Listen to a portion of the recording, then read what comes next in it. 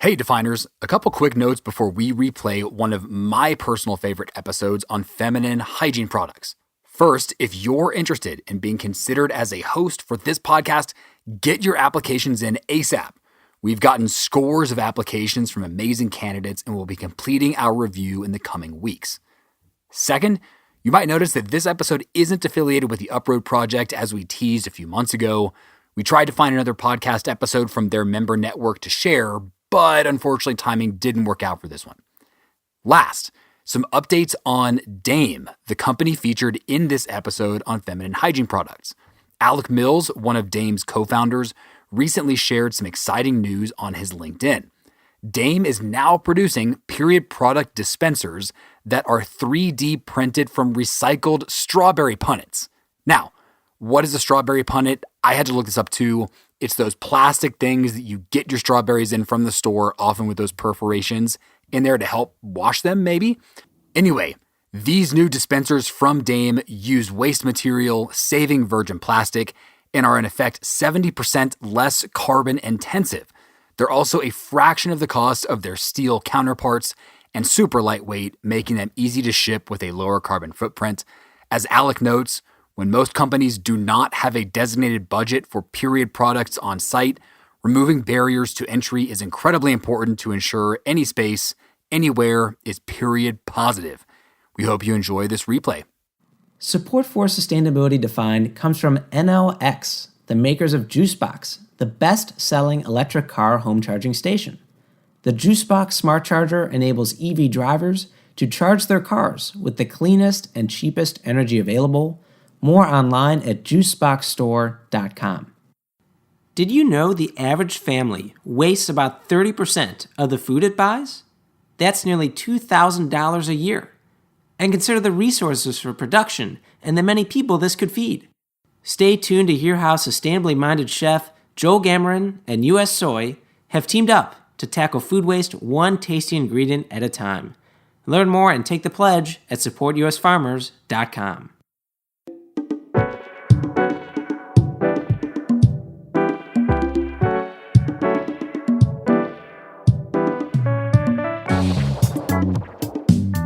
All right, listeners, welcome back to Sustainability Defined, where Scott and I are here defining sustainability one topic and one bad joke at a time. This is episode 52 on feminine hygiene products. Scott, it's an interesting one. I know it's been one we've been wanting to cover for a long time, and we were finally here. Yeah, so Jay, we're going to start with our normal start of, well, what do we mean by female hygiene products? Then we'll talk about why these products are important in the context of sustainability. Then we'll branch, as Jay likes to do, into how are female hygiene products typically made and disposed. Then what are some alternative sustainable female hygiene products? And then we want to equip listeners with what they can do to make their use of these products more sustainable. And lastly, we'll talk about who our expert guests are today, the co-founders of Dame. And listeners, sneak peek, stay tuned for an exclusive offer to Sustainability Defined listeners from Dame just before the interview.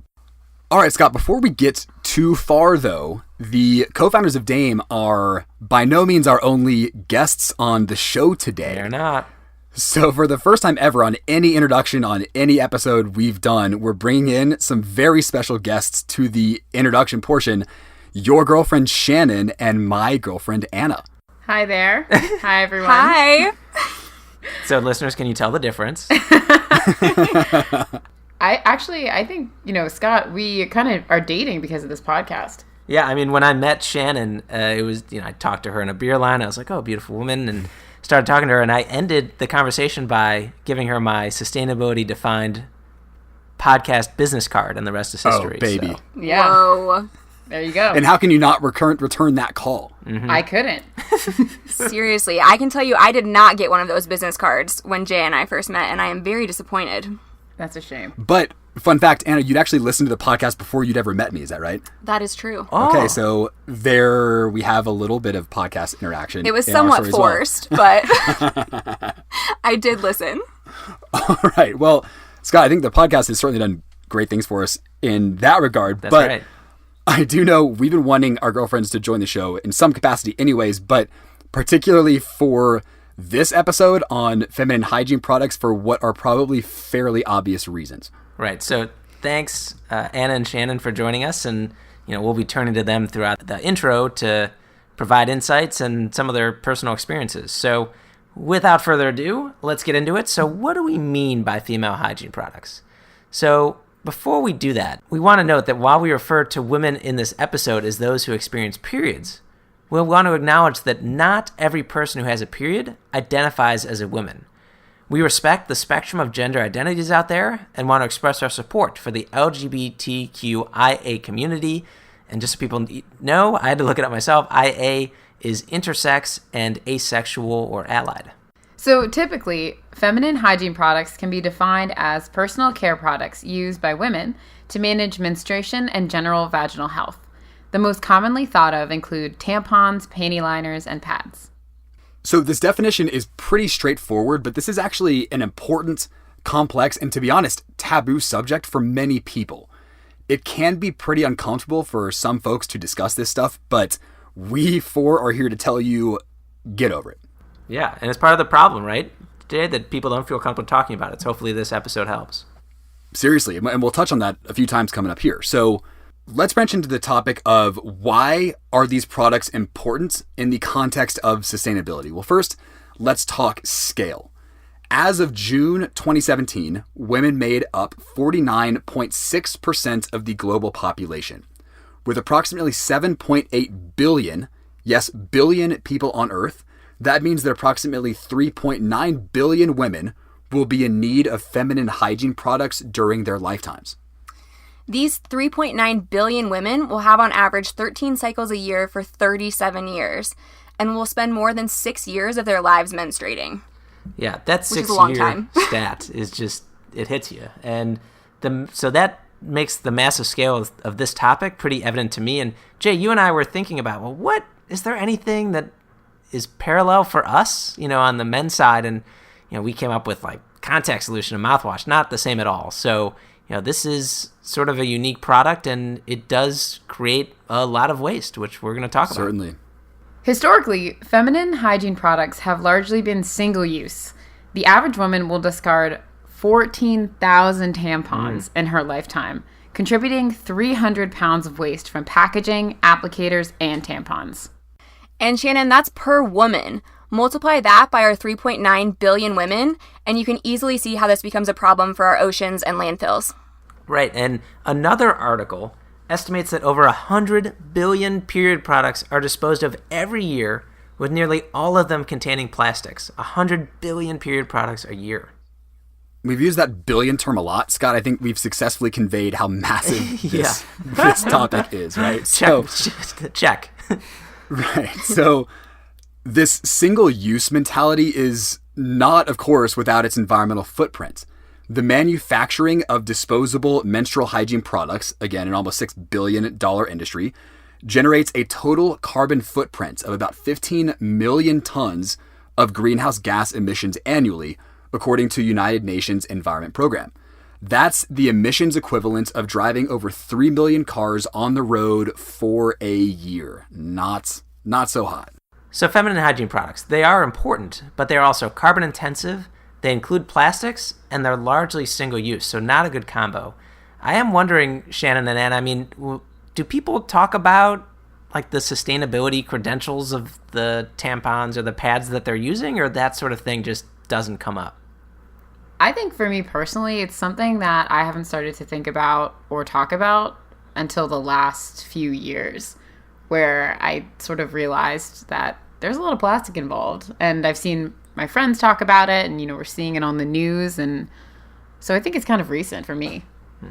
I definitely agree with that. I think in the last couple years, it's been a lot bigger topic of conversation. I can tell you there's been at least a few times where I've been in like a public women's restroom and people have made little comments about, how much waste there is in throwing away a tampon every time you use one. So I think it's definitely something that's starting to get more talked about. Okay, right. So it sounds like it's a more recent thing. And beyond that sheer amount of waste and the carbon footprint of these products, there's also an obvious link to female genital health, and they're critical to female educational development. In fact, all over the world, embarrassment and cultural shame around menstruation keep women out of school because they cannot afford to purchase period products.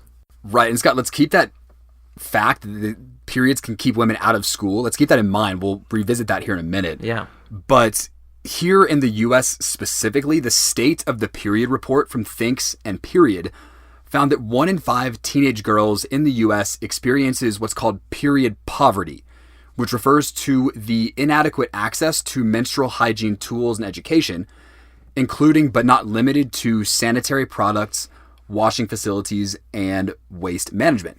This is driven primarily by a lack of access and lack of income, with the most at-risk populations being the homeless and students.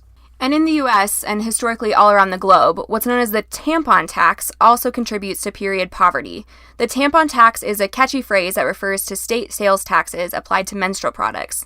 These taxes on period products can range from 5 to 10%. This tampon tax can directly contribute to gender inequity, especially when compared to the taxation of men's health-related products, such as grooming products and erectile dysfunction medication. In 35 U.S. states, period products are considered non-essential and therefore taxed as such, while men's items like Viagra skate by tax-free. It still blows my mind to think about this tax and the fact that you pay 10% tax to go to a restaurant, and we have to pay that on tampons and other sanitary Which products. just seems inherently unfair, too. Like, why should men's products get out of it? Like, if you're going to do it, tax both. Right. And like the fact that it's a drug like Viagra for ED, this is not something that is by any means close to necessary on a daily use basis. Scott, kind of like as you're thinking back, what do we use on a daily basis? Maybe folks out there use Viagra daily, but really like what is more necessary at the end of the day? Yeah, and people might say, 5-10%, not that much. But inaccessibility to menstrual products matters, especially when you are part of a low socioeconomic status. They're not covered by food stamps in the U.S., so that doesn't help. And they're often inaccessible in the prison system. This reminds me of a John Oliver episode where he was doing a whole thing on prison labor. And he explained that in some prisons, women have to work many hours at a very, very low per hour wage just to make the amount of money they need to pay for a copay, to see a doctor, to say that they can get the amount of pads that they actually need. It's crazy. It's so backwards. Yeah. We should not put barriers between women and getting what they need. No, especially something as baseline and fundamentally simple as this. Yeah. So how are female hygiene products typically made and disposed? So in the US, manufacturers aren't actually required to disclose ingredients in tampons and pads because they're actually considered medical devices by the US Food and Drug Administration. And unfortunately, some of the ingredients that we do know about aren't pretty. Tampons and pads are often made of non-biodegradable and potentially toxic ingredients, presenting both a personal and environmental health challenge. These ingredients can include synthetic plastics, glues, and petrochemical additives. And that's not all. Further questionable ingredients include non-organic cotton and rayon that may contain pesticides. This is particularly problematic given their proximity to sensitive tissues while in use. This has rightfully become an increasing concern for many women. And is this another thing that maybe more recently people have started talking about? I mean, have you heard this from your friends saying, hey, do you know what we're really putting in our bodies with this stuff? Well, I think you can see the change that's happening just in the aisles of grocery stores because recently there's been a huge explosion of more organic tampons and things like that coming on the shelves who market themselves specifically as, we'll tell you exactly what you're putting in your body, as opposed to other tampon companies that just don't. So we've got products used every day around the world that have a large footprint to produce and contain questionable inputs. We next have to ask what happens when you're done with them. So proper disposal is directly into the trash. Is that right? Yes, trash. Flushing is definitely a no-no. Okay, and so tell us what is wrong with flushing and why it's not just the same as flushing something like toilet paper. It's definitely a lot worse than flushing toilet paper. Flushed tampons, pads, applicators, and other items can end up clogging sewer pipes, which can cause untreated wastewater to overflow. It also, as someone who's lived in a house with many other women, can lead to a very expensive plumbing bill. Oh, that happened? It was a house that me and my roommates had just moved into, and like the day after we moved in, we had a clogged sewer pipe, and they made us pay the bill because they found a tampon. Oh. That's terrible. Which was a bummer. Yeah. But anyways, this wastewater can eventually make its way to creeks, streams, and rivers. In addition to wastewater issues and plumbing problems, flushing creates the need for sewer repairs and drives up the cost of water consumption. Flushing can also pollute the ocean. In one day, ocean conservation volunteers collected 27,938 used tampons and applicators on our world's beaches. Not exactly what you want to see when you're going for a nice beach day. No. Yeah, it's not what you have in Pina mind. coladas and Typically. no feminine hygiene products. Yet, flushing is unfortunately a rather frequent occurrence. Nearly half of all menstruators in the UK say that they flush their tampons. About 2.5 million tampons, 1.4 million sanitary napkins, and 700,000 panty liners are flushed down the toilet in the UK every single day. I'm guessing this is not a British-only problem, but I guess we're picking on the British with this stat. It's so surprising, though, that there are that many of these products getting flushed, because I think it was drilled into my head that you never flush it down the toilet. Do you think people are just confused? They don't care? They don't want to deal with it? Maybe there's no trash can. That could be the other problem. Yeah. All right. Well, They just want to make again, it go away. listeners in the UK, you've got some work to do, as I'm sure listeners around the world do too. So I think it's our second biggest market, right, Jay? So there's that. Let's see. Okay. UK. So both the creation and disposal of these items are creating massive environmental issues. So what options do we have to be more sustainable? Scott, you're right. There are some alternatives trying to disrupt the linear system of traditional female hygiene products. These include organic cotton tampons, biodegradable bags for disposal, washable period panties, and a reusable applicator designed by Dame, our guests later in the show. Right. And in addition to some of these newer innovations, there has also been a return to the more traditional menstrual cup, which has actually been around since the 1930s. Oh, really? I didn't know that. Yeah, apparently. Wow. So a menstrual cup is a reusable, typically silicone device that, similar to a tampon, is used to collect discharge. However, instead of being thrown away, the period discharge can be flushed or rinsed out with water, and the cup is washed and reused. The company that makes the world's most successful menstrual cup, the Diva Cup, has grown 639% in the past 5 years. And why has the menstrual cup seen this much growth in the last few years? Well, they're not only environmentally sustainable, but they're also financially sustainable. Jay and Scott, I don't know if you guys know this, but tampons are really expensive. The global average price, the global average price is $23 for a menstrual cup, whereas the average box of 36 tampons, which is about 1 month's supply, is $7. Since one cup can last between 2 to 4 years, with some companies even claiming that they can last for up to 10, when you do the math, menstrual cups are just 5% of the cost of tampons over a 10-year period. Yeah, Scott, it's easy for us not to have even thought about this, but it's, we're talking environmental impact, we're talking social impact, but also just like on your pocket, right? I mean, this is a serious expense that neither one of us have to think about, but clearly it's a burden for all those women out there that use them. Imagine all the things that we could be doing with the extra money in our pockets. I feel like I have to pay for dinner more now. Definitely. Jay, take note. Yeah, well played, and Shannon, well played. I do have kind of a basic question about the menstrual cup. So I know that sometimes you have to use multiple tampons in a day, right? So the menstrual cup, are you like taking it out, cleaning it, and putting it back in multiple times a day? Is that how it works? Yeah, so you do have to empty it a couple times a day, but I think typically you would have to do that less than like changing a tampon. Okay.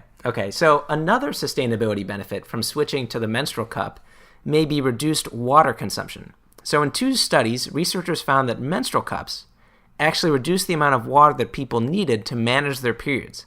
Less leakage with a well-designed cup means that people don't need to wash stained clothing as much. And women who use cloth as a reusable pad also need a larger supply of water for washing relative to cups. And this idea, I have to be honest, I hadn't thought about the staining of clothes that can happen with periods. Even if you live in a developed country and have access to these things, it can still happen. But my understanding is that in certain parts of the world, people don't go to school because they're concerned about these stains and that people will know that they're on these periods and they'll feel shame. So it's a very real thing. Right, and Scott, I know we'll touch on this even again coming up with the documentary we're going to share that I know we all watched. But yeah, I mean, that's the cultural component, the shame component. I mean, it's the impacts of this taboo culture spread far beyond staying clothes, right? Into just general livelihood and education and just, I mean, just progressing through your own life. Yeah. All right, so let's transition now and ask what our listeners can do to support sustainable feminine hygiene. Well, first, for all of our listeners, and guys, this includes you can consider joining the over 200,000 others that have signed a change.org petition to make all menstrual products plastic free. We will have a link to that petition up on our show notes. You can also write to your lawmakers telling them you support legislation to disclose ingredients in these products. Again, something we talked about earlier. The Menstrual Products Right to Know Act has been languishing in Congress since 2017. It, quote, requires menstrual products such as menstrual cups, menstrual pads, tampons, and therapeutic vaginal douche apparatuses to include a list of ingredients on the label, end quote. Therapeutic vaginal douche apparatuses. I'm not 100% sure even what that means. Like, or why they had to attach the word apparatus on the end of that is my biggest question. Yeah, it's interesting. Okay, so while we're on the topic of outreach, another option is to contact the big female hygiene companies. Maybe we'll call them Big Tampon.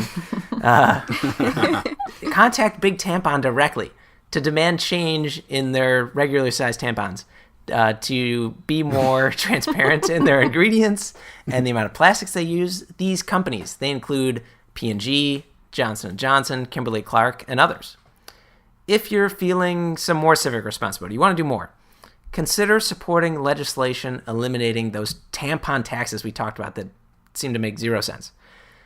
These taxes make female hygiene products less affordable, and they therefore contribute to social and environmental issues.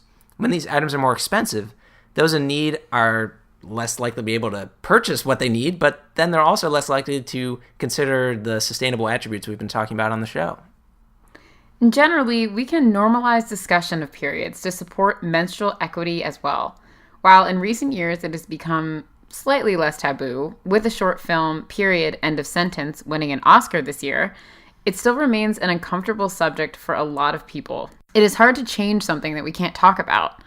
And I have to say, Scott and I watched this documentary and it was amazing. It was really inspiring and also just, honestly shocking to see how difficult it was for women to access period products in India. Yeah, so it was in India, and there was a local group of women started basically a pad-making company. They had this technology to make the pads. They went around and sold them. And it was interesting to hear about this social entrepreneurship that was taking place and how the women felt about making a living and making something and making money, but also the women receiving it and how big a difference it made in their lives. Right. And listeners, this is on Netflix if you'd like to watch it. Anna and I were able to catch it too. And Anna, I don't know about you, but what stuck out to me was that when this crew was asking men about what tampons were or what pads were, if they just knew what they were, like I've never seen as many blank faces as I did in the show. I mean, it's so clear that these men have absolutely no conception of, let alone what the word is, what it refers to, but also they hold the pads that these social entrepreneurs actually make, and they still don't really know what they're used for. I mean, that really struck me. Well, they didn't even know what a period was. Yeah, bingo. So step hard one. to know what pads are used for if you don't know what it is.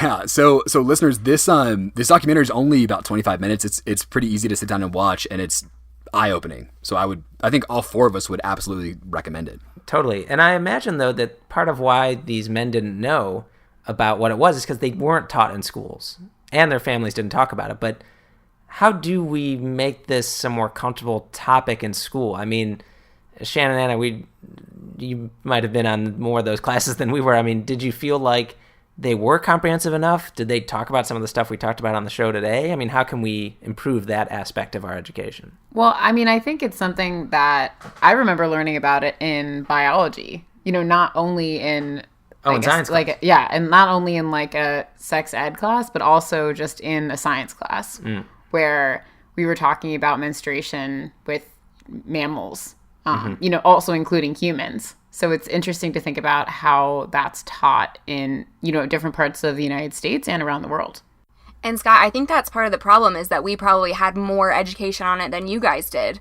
So I think that that's something that schools can definitely change, is including both male and female students in that conversation. But I definitely did not talk about it in my science classes. I think in my sex ed classes, we were just shown one pad and one tampon, and that's about all.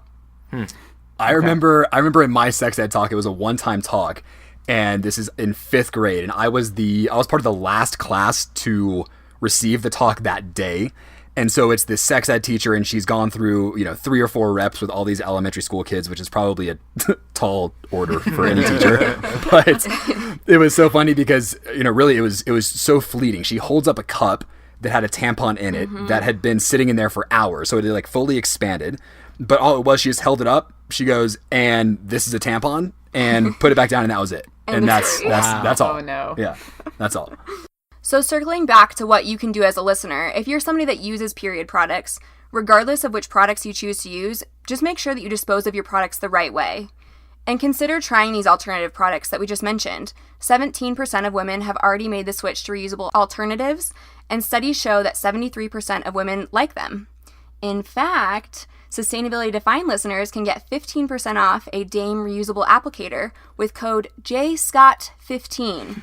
I'm not really sure why that wasn't Anna Shannon 15, but I prefer Shannon Anna 15. I mean, I think just, something other than all the ladies thinking of Jay and Scott as they purchase their tampons.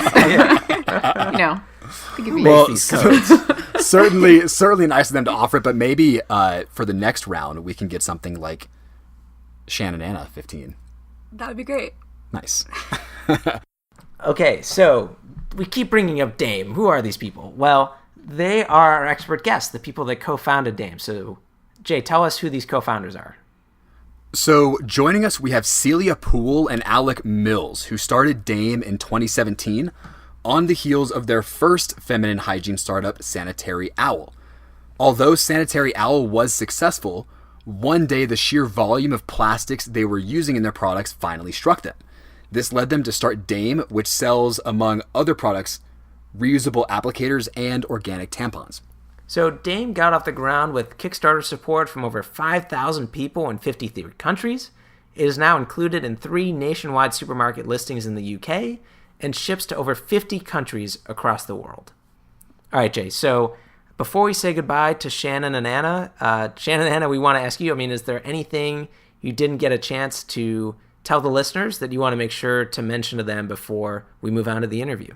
Well, the first thing I want to say is that those are 2 very strong names that Celia and Alec came up with between Sanitary Owl and Dame. They're not messing around. So really, I love both of those. I think that we've talked a lot about normalizing the conversation around periods and period products in this episode. And I also think it's great that you've included Anna and I on this conversation today. And the last thing I think is important to emphasize is that it shouldn't just be a conversation, between boyfriends and girlfriends, but also something that is talked about amongst all genders. It should be something that you and Jay, for example, could talk about and talk about with your other male friends, just to make sure that we are really normalizing this and taking away that taboo all across the board. I definitely agree with that, Shannon. And the only other thing that I want to say is just directed at you, Scott, and that's if you ever want me to sub in for any of these interviews for Jay, just let me know. I'm around, so I'm happy to jump in again. You proved yourself during this episode. Wow, you thank and you so Shannon. much. I have no room for argument, they almost made it look too easy, Jay. Like anyone can just sit down. Maybe Shannon and I will just take over from now on. I was about to say the same thing, Anna, that, Jay, if you ever need a break from Scott, I'm here. How about a new podcast with the 2 of you called Sustainability Redefined? Ooh. With Shannon and Anna. Well, Shannon will often look at me and she'll just say really deadpan, really seriously, like, Scott, I've got a great idea for a podcast. It's called Sustainability Defined. I was like, yes, very funny. All right, well, Anna, Shannon, thank you both so much for joining us, and hopefully this won't be the last time. Can't wait to come back. Me too. I'm going to prepare my best bad jokes. Excellent. And let's kick it over to Celia and Alec.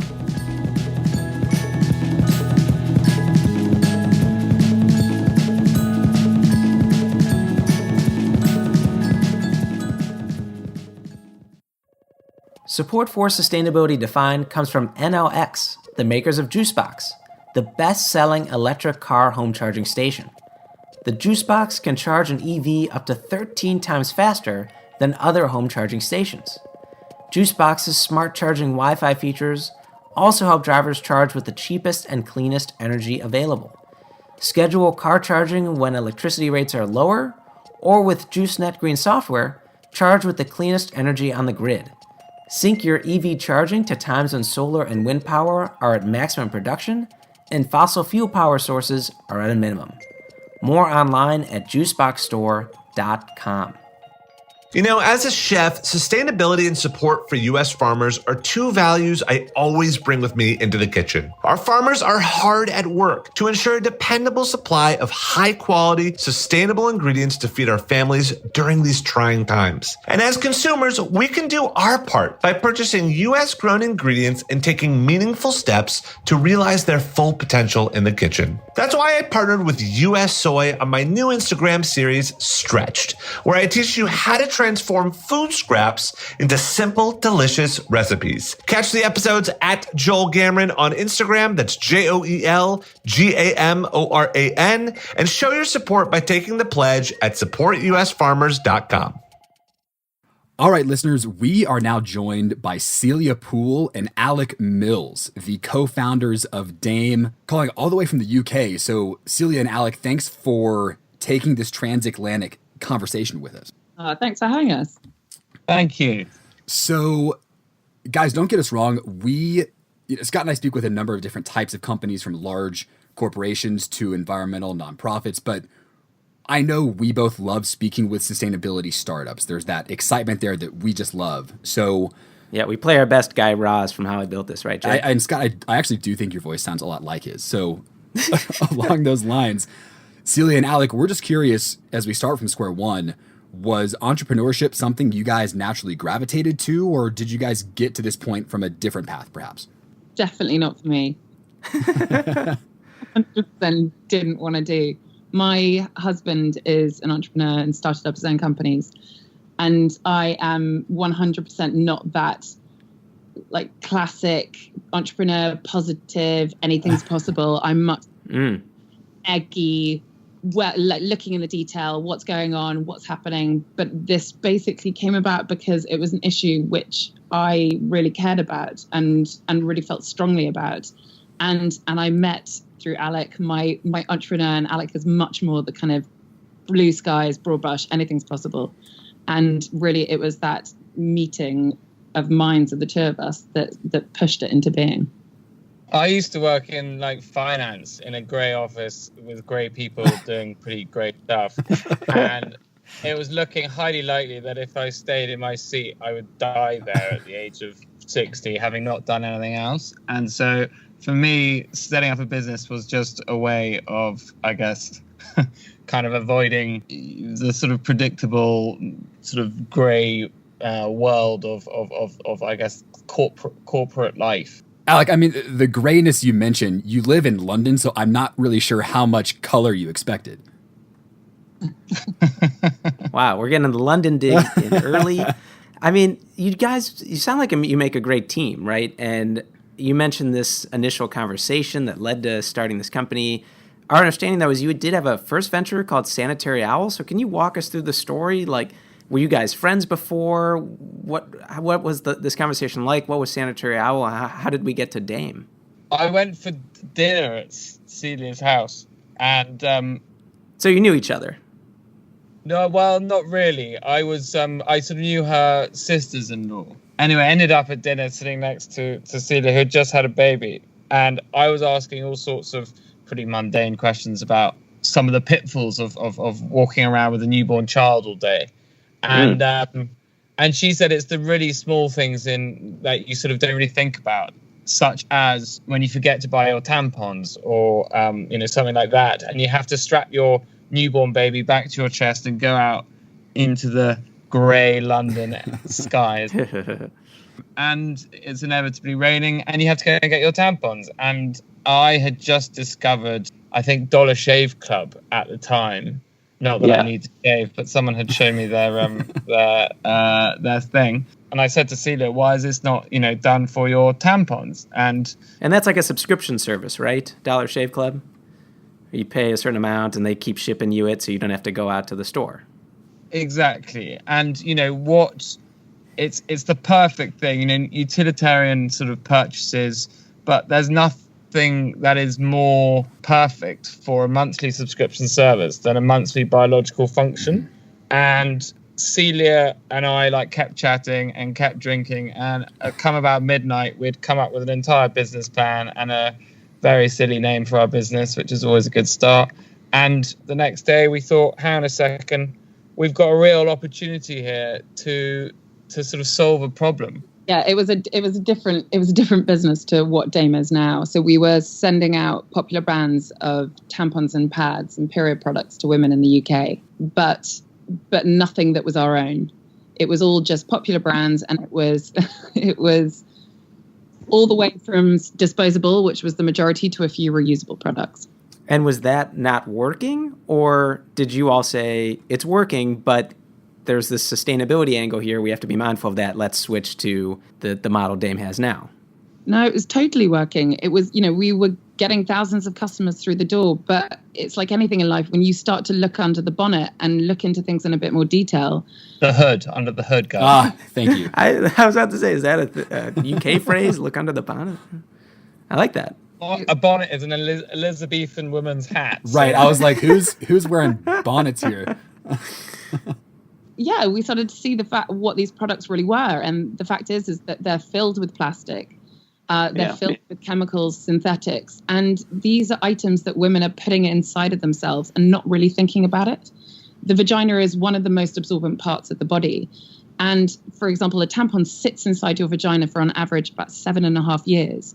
And women just don't question what's in these. And the companies who are making them don't need to disclose it and don't disclose the ingredients. And so you have this real discord between people who are really careful about the organic food that they put in their mouth, but they have absolutely no clue what they're putting in their vagina. And so that's actually really interesting, because a lot of the folks we have on the show will say, okay, so when did you identify this environmental interest? And a lot of folks will say, oh, I've grown up with this. It's been a passion of mine for a long time. This is actually an interesting difference where you guys have a very, it sounds like, successfully functioning company, and then all of a sudden have this moment of realization where, and I think you described this on your website, you just suddenly understand how much packaging and waste and chemicals are in the products you're distributing, and it caused this real moment of internal reflection and ultimately led to the creation of Dame. Is that about right? Yeah, I think the plain fact is starting a business is tough, and you're going to go through really, really tough bits. And it's at those tough points that you need to be damn sure that you believe in the products that you're selling. And if you don't, it's really, really difficult to carry on with the business. And we didn't. And that really propelled us to make a change. And, we could see the data out there that was saying that women increasingly were concerned about the pollution and the plastic waste of their products. But we could also see the fact that they weren't buying the current reusable options that were on the market. And we could see that because we were selling them and no one was buying them. Yeah. And this was the thing that propelled us to really, work out why aren't they buying them and what can we do to change that? I think for a big part of why people weren't using the sustainable option was because of the culture around periods. So that is very much kind of one of the, I guess, brand pillars for us of like our mission pillars is, you cannot move the needle on sustainability unless people feel free to talk about it and shop around. Yeah, and we want to talk more about the culture around periods. I do want to follow up, though, on the just continuing the story thread. So we want to ask you about your main product, D, in a minute, but I just want to make sure I understand. So this Kickstarter campaign that you had, this was for the reusable tampon applicator, like when you were making this pivot, right? So you had the Kickstarter campaign after you had already had the successful business, and then this Kickstarter campaign, it hit its 30-day goal on just day 3, ended up being overfunded by 300%. So That must have been at least been nice to know that there was this interest, at least initially, right? So the Kickstarter campaign was for reusable tampon applicator. Is that right? Yeah, that's right. At that stage, it was still just two of us, and it was still just us who believed in this idea. We didn't really have the proper funding, and we didn't really have the proper market validation. Yeah. So doing a Kickstarter was really, for us, the best way to get both of those things. Well, I mean, it shows the power of your product. And like you said, it gives you that market signal. And so this reusable tampon applicator D, it can save up to 12,000 plastic applicators, right? So that's amazing impact. And I'm wondering, though, you say that there was a lot of initial interest. You've got this product that has a big impact. But what kind of feedback have you heard from your customers that are using this? Is it just, we love it and no issues, or was there some kinks to work out at the beginning? Well, I think it was a success because it was evidence that there was a gap in what people could use. There was clearly a desire out there for people to be more sustainable. And on that year, in 2018, we had every single major supermarket from the UK come and ask us for the product. And to this day, we still haven't pitched to a supermarket. So the power of the PR from it and the evidence that this is something that buyers and supermarkets wanted, that the world needed, was very much there. And to answer your question, yeah, it wasn't perfect first time. We did have to make some pretty rapid changes to it. But having a community and people to speak to and have that feedback loop was so vital, because within 2-3 months of having made this thing, we had already rolled out a second version of it and were able to adjust. Okay, so we've got some pretty interesting pieces moving around here. So with D, I think you guys have said that you're able to save 12,000 plastic applicators with just a single reusable device. We've also read that 95% of Dame customers were using single-use throwaway applicators before making the switch to D, and that of that 95%, 70% now use it for every tampon, which is, I think, extremely impressive. So adding one more piece kind of to this thread, though, you guys recognize that habit change was one of the biggest impediments to larger adoption of these more sustainable products. So my question to you is, in light of the success you've had, but also maybe just this last hurdle to get through and understanding that habit change might slow down the rate of adoption, how do you get to the point where all of your customers are using reusable applicators, that this market broadens for you guys and transforms this industry even further? Yeah, you're completely 100% right in terms of habit change. It's working out, for us, it was working out where the barriers to entry were. What is it going to be? For us, it was hygiene. It was, how am I going to wash it when I'm out and about? And all of those factors we mitigated. With the hygiene, we put in these sanipolymers, which make sure that it's antimicrobial. With the washing, you don't even need to wash it. You can just quickly dry it with a tissue and then put it in the travel wallet which we give. Otherwise, it's a dark color, so it's very easy to wash in a sink in cold water. It doesn't need to be sterilized, boiled, any harsh disinfectants. So reducing all those barriers to entry for us were really, really important. And also to realize that simple change is so key, because you just don't want to make it hard work for the consumer. You want to make it as easy as the disposable products that they're using. Right.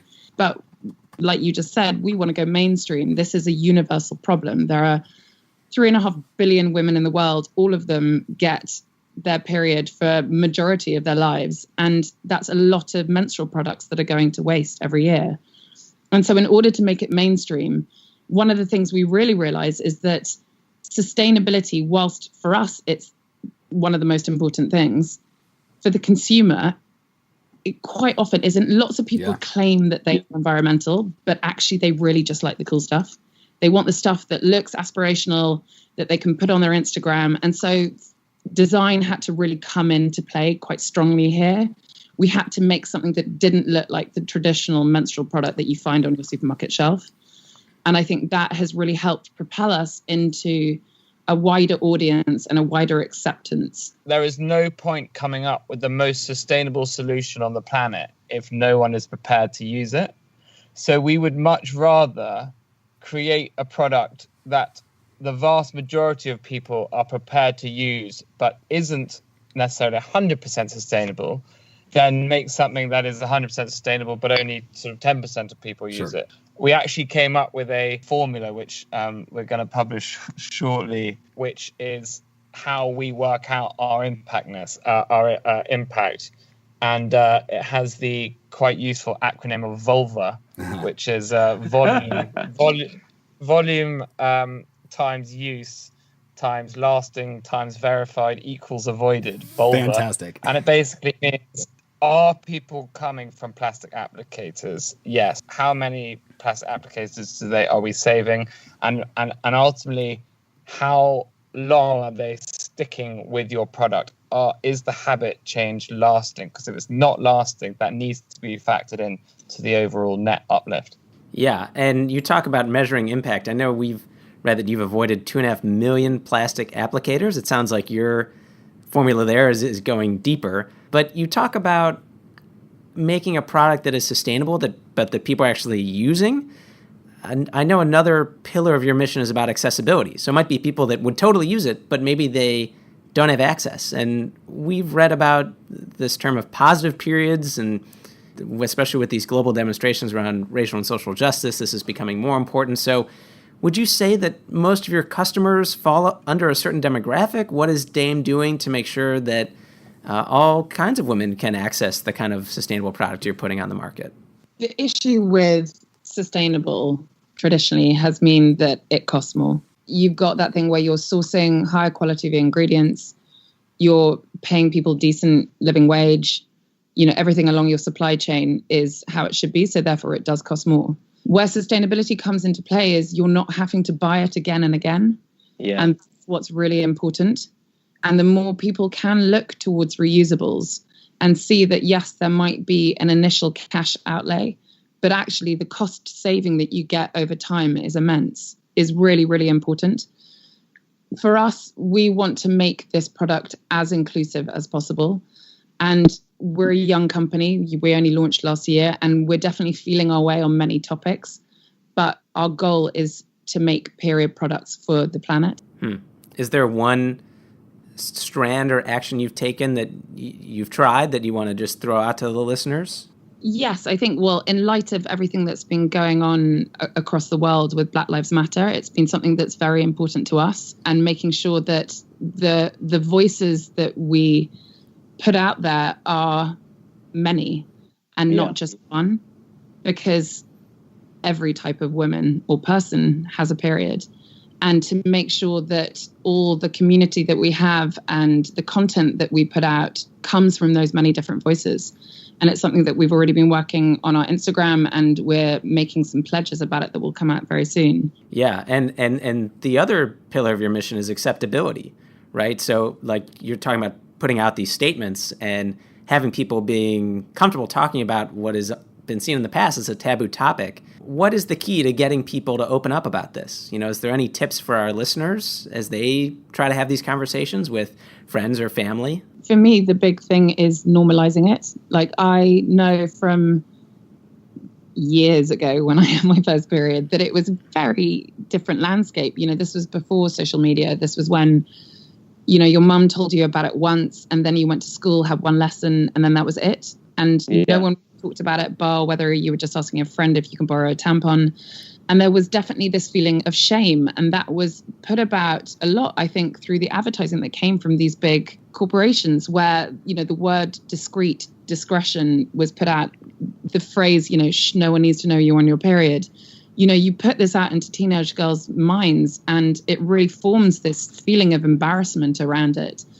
But by normalizing the subject matter, so speaking to kids when they're young, both boys and girls, making sure that these are on the curriculum in schools and being talked about it across all age brackets. It's not like, I don't think I advocate that everyone has to be talking about it all the time, because I get that some people are uncomfortable, but it has to be normalized, because it's not just about periods. It's about such a wider issue of confidence. It's about young girls and young boys feeling that they're the same until they get to the age of puberty. and suddenly girls feeling that they have this limitation around them. And, you know, when we're talking about limitation, I'm talking about from a very Western society where feeling limited by having to hide my tampon up my sleeve. You know, if you go across into other countries, women are banned from the kitchen for a week when they've got their period. Women are banned from temple. They're banned from the home. They have to sleep out in huts. You know, this is the kind of stuff that really should not be happening in the 21st century. And the rise of social media and the conversation around this that's happened in the last few years is amazing, because it really is helping to break that barrier, but there's still a lot more that needs to be done. Yeah, I mean, social media has a bad rap for a variety of reasons, but it sounds like you're pointing to it as something that has really changed the conversation for the better. I'm sure it's done it in not so great ways too, but it's interesting to hear you point to social media as a tool you're using and that you've seen more generally shape the conversation. I'm the person who's the most shocked about that, because I really don't like social media. So for me to stand up there and say that social media has done some good, but it really has. People can ask questions. People can really question the types of products that they use. It has been incredible. But again, you know, I will stress there is so much more that needs to be done. Mm-hmm. Yeah, I would say, you know, talking about it is the single biggest thing that we can do. Using sort of other words for period to cover it up, I think slows down that process of normalization. So all kinds of hugely important topics we're talking about, from this social perspective to the sustainability perspective and the impact you guys have already had, especially as such a young company. I think that's truly fantastic. Let's take a step back now and talk about the big picture. So we saw that you guys had drawn the reference to David and Goliath when comparing yourselves with bigger corporations that are in this period space. I'm curious, over the life of your company, and since you guys have been really focused on this area, have you seen enough momentum to change this dynamic to push the industry more towards a sustainable place? Or is there still a good ways to go to bring sustainability to feminine hygiene at large? There's still a long way to go, but we have seen change. Yeah. The biggest brand in the UK still has on the side of their boxes 24-hour discreet protection. And if you were a teenage girl and you're going through the supermarket and you see that word discreet, what are you going to think about the products that are being sold there? Like, how does that, you know, make you as a consumer, as a girl, as a person with a period? How does that make you feel? So it really goes beyond that plastic use and even the ingredients, but just how they market it and how they talk about it. Well, you've got a handful of monopolies who have dominated this space for many decades. But there is huge progress being made. The fact that there is now, you know, there's other companies that are starting to look at, you know, reusable products in this space, but we still have a long way to go. And the biggest hindrance to progress is greenwashing from these major companies. So here's another question, as we're talking about the big picture and moving into the future of Dame. For women who are unable to use tampons or prefer not to use tampons, for example, we talked about menstrual cups and pads in the introduction of this episode. Do you have any plans to expand into other sustainable products that can achieve this same sustainability goal? The amazing thing about this space is no one woman is the same. So it's not a one size fits all. And even that one woman might use various different products for each of her cycles. So yes, for us to just sit there and do tampons, it's not really achieving our mission of being able to provide period products for the planet. So watch this space. There will be more. Excellent. Oh, excellent. That's a tease right there. I like it. As much as you can tease about tampons. All right. So Celia and Alec, as we move to wrap up our conversation, we're going to ask you our famous last question that we ask all of our guests, and that has to do with a party fact. So let's say, for example, there's no more coronavirus. We're all in an English pub chatting and with some friends. And of course, because we've progressed this issue so much, periods are by no means a taboo topic of conversation. So we're talking about periods, and we want to share with our listeners a party fact that if they find themselves in a similar position, they can share about periods that will cause everyone to stop and say, wow, I had no clue that was the case. about periods or tampons or the female hygiene space. So the question to you guys is, what is that party fact? For our listeners that want to share a nugget of information about periods, about tampons, or anything in this space, what would you suggest they share? Crikey. I think What's Alex, so tragic about this is that I've actually been that guy. So probably something about, I don't know, there's 100 billion plastic period products that get thrown away every year, and there's enough plastic applicators to go around the world 250 times. I mean, those sort of little nuggets tend to draw in the crowd. Hold on, is that annually? Yeah. The 250 My times around the globe goodness. is annual. Yeah. Wow. Well, there you go, Alec. That's a party fact if I've ever heard one.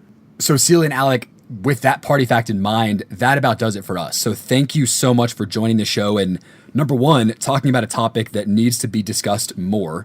And number two, for sharing these disruptions that are really helping to shape the future of this industry, which we are going to keep our eyes firmly on. So thanks again for joining us from overseas, and best of luck with Dame with your next steps moving forward. Thank you so much. It was great to chat about it. Thanks, Does Celia. anyone know where they can find us? We are Dame.co. Dame.co, easy enough. All right. Well, again, guys, thanks so much for joining us. Thanks so much, guys.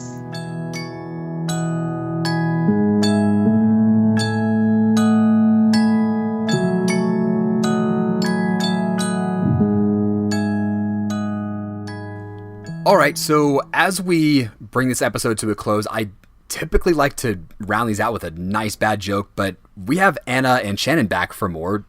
Ladies, thanks for joining us again. Anna, maybe you can provide a bad joke this episode. Wow, Jay, you're really putting me on the spot here. Normally, I was just planning to go with the flow. Yeesh. And Scott, we have officially been schooled. All right, so That's why they're dating us, and that's why we're dating them, Jay. oh wow, They can hang. Scott, they can most certainly hang. And as we wrap this episode up, we do want to thank our usual suite of folks, Shannon Parker, for doing an amazing job helping us with these intro notes. She covered a topic in such depth and nuance that certainly Scott and I would have had a far tougher time with. Yeah, major props to her. I also like to thank Matt Aarons for his help across social media and just promoting us all over the place. We'd like to thank Square Peg, Round Hole, and Potions for the music we use in this episode. And listeners, finally, a reminder to rate, review, and subscribe to our show wherever you get your podcasts, but specifically leaving your reviews on Apple Podcasts like the one Scott is prepped to share. Right. So, unfortunately, people haven't really written recent reviews, Jay. So people write review on iTunes. We'll probably read it. So we had to go into the archives a little bit. We found one from Nick Sears from May 17th, 2020. It's titled, "My Favorite Podcast, ... by far." So here's the review. Scott and Jay do an amazing job describing sustainability to those of us that don't fully understand it or have the time to do all the research ourselves. They have the research to back up everything they talk about, and they do it in a way that anyone, no matter their walk of life, will be able to comprehend and relate to it somehow in their lives. Their humor and bad jokes make me smile and laugh every episode. You couldn't find a better duo than these two.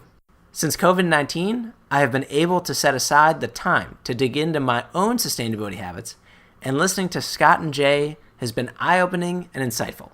I will definitely be a listener for life, and will be recommending sustainability defined to anyone and everyone I meet. In the words of Scott Breen, you all stay sustainable out there. Oh, man. Nick, serious? Oh my God, he's given me my tagline, and Yeah. I love how he's a listener for life. He's like, dude, do you think Jay and I are going to be doing this for 50 years? My goodness. Oh, man. We'll take over. Shannon and I are getting a dog at some point. I mean, once the dog comes, I don't know if I'm going to have time for this, Jay. And a cat. Oh, And a man. cat. Well, Oh my God. We'll have room for like one episode on sustainable pet products, and then Right, maybe that's it's it. extended hiatus. Who knows? Yeah, a pet hiatus. All right, Jay, Shannon, and Anna. I think that about does it. You all stay sustainable out there. I'm Scott Breen. I'm Shannon Finneran. I'm Anna Hesselink. And I'm Jay Siegel. We will see you next time.